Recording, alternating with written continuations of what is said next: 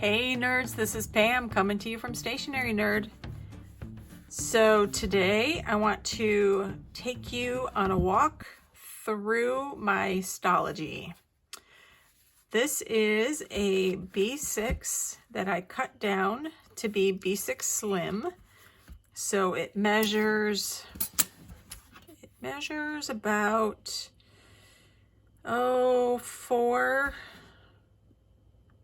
around 4 inches wide, and I think I cut a little bit off the top too, so it's about 6.5, which is actually more like personal size rather than B6 Slim. But I also made this cover and I screwed up while I was making it, so it was a little smaller than I had intended, which means I cut down my journal to fit my cover. So that's how it is. Anyway, I've had lots of requests to have a walkthrough, and I thought that I would just do a quick flip through and try not to ramble too much during it, but I just wanted to give you a peek inside. And you can see I'm just showing you how the cover slips in and out pretty easily. I tend to put my own stickers on things as I get new stickers. So anyway, it's super chunky and I did put a band on it, so let's just walk through.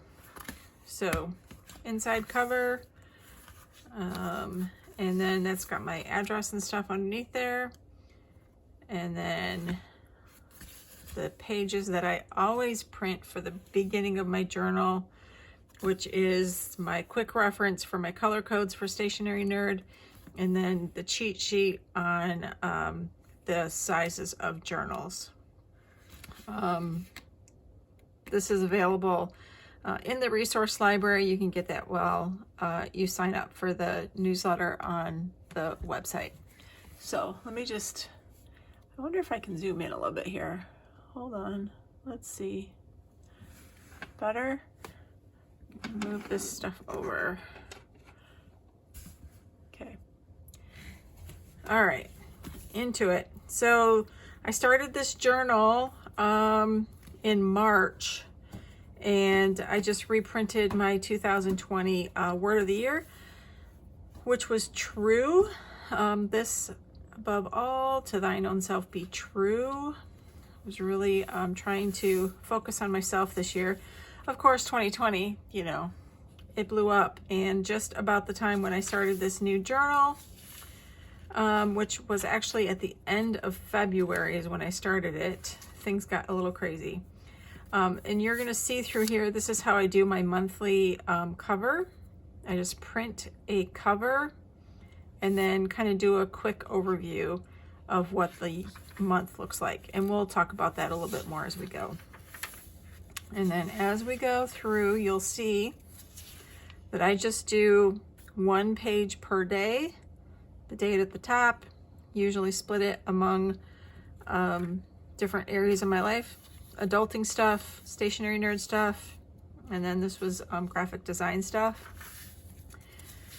And I also do journaling, quotes. This is just a piece of scrapbook paper, tracking bill payment. Pages are so thin and my hands are so dry. Okay, so yes, vacation planning. Love it. I had big plans for vacation and then COVID hit and I had to cancel everything. I was not very happy about that at all. Journaling pages. Sometimes I add stickers and washi. More journaling, decorative journaling. I do love to watercolor. Stalogy paper is perfect for watercoloring. And I usually just add a wash of color and then add on some layers of scrapbook paper and stickers and washi tape.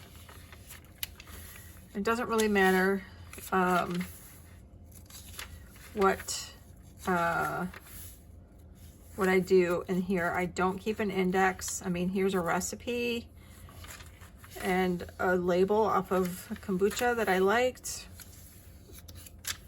quotes, and again, the monthly calendar. And April was really when we were in lockdown. We were totally, well, check that out. April was like literally 3 pages long. 1, 2, 3. And here we are in May. Grocery list, playing with watercolor. This looks like a quote. More journaling. I really did neglect recipe for sourdough. Didn't I just do a sourdough recipe back here? Or no, that was soda bread.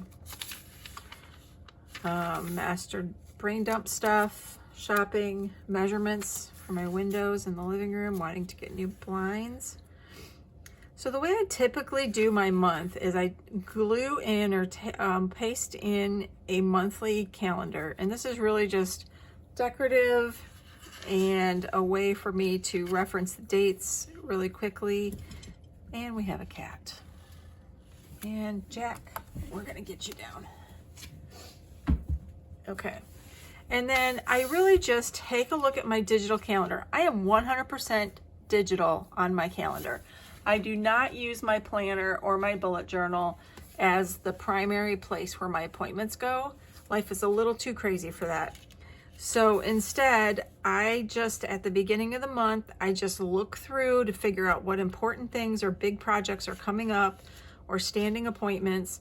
And it gives me a chance to write everything down, kind of center myself at the beginning of the month to get an idea of what's gonna come and what I need to prepare for. So like birthdays or holidays or doctor appointments, whatnot. Everyday appointments, those really just are all digital and not really something that I keep in my journal. In fact, the only time an appointment goes in my journal is if it has a task associated with it. You can see a lot of crazy, like I have missed so many days. So this is definitely not an everyday thing. And now all of a sudden we're in July again. Super short. And then July, did a bunch of journaling. And we have a cat meowing at something outside, and another bill payment spread. I am going through this really quickly, so I mean, you can see a pattern here. I do some daily task list. If I see a recipe I like, I throw that in there. Usually that becomes a shopping list. And then journaling pages combined with brain dump stuff. It's just really pretty washi tape. I don't really remember having that. Go see what that is. And then if I get a quote or something, this I think is actually from Our Daily Bread. I get mailings from them, so the pages tend to fit well. And here's August. I did take a little bit of a vacation in August, but it was really just staying home. Quote page. And then this is what a bullet journal page looks like. So once I finish something, I will cross it off in highlighter instead of doing a bullet and trying to cross things off in a checkbox or something like that. If it's not highlighted, it means it's not done. This is when I was launching the new version of the Stationery Nerd shop on the website. This is notes from an article I read.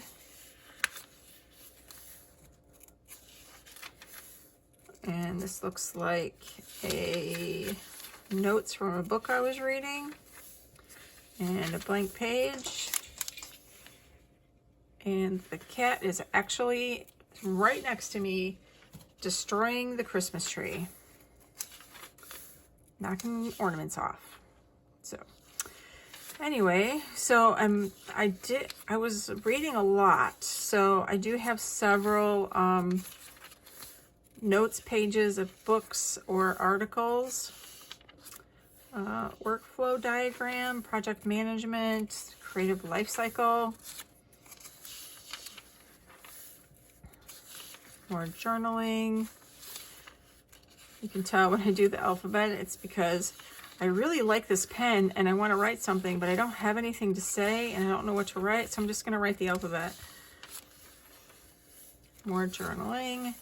Lots of journaling during shutdown and COVID and all of the craziness. No idea what this is. Looks like shopping list, but I'm not sure why I wanted a router box. I wonder if I was buying presents. Anyway, lots of journaling in this one. Normally I don't journal this much in my bullet journal, but when you're stuck at home for 3 or 4 or 5 months at a time and there's not much going on and you don't have a lot of tasks to do, journaling is where it's at. This is actually what a page looks like when I do a watercolor wash and add some decorative element, and then I would normally journal over this, but this happens to be blank, so I must have missed that page. Oh, notice I see on August 23rd, my intent was to clean the living room and sweep the floor, and then maybe clean the closet. Yeah, clearly that didn't happen. Oh, man. All right. Gratitude. This looks like an article. More journaling. Sometimes it's just as simple as adding, and now we're in September, adding a strip of washi just to add a little bit of color to a page. Sometimes I just go with a plain white page.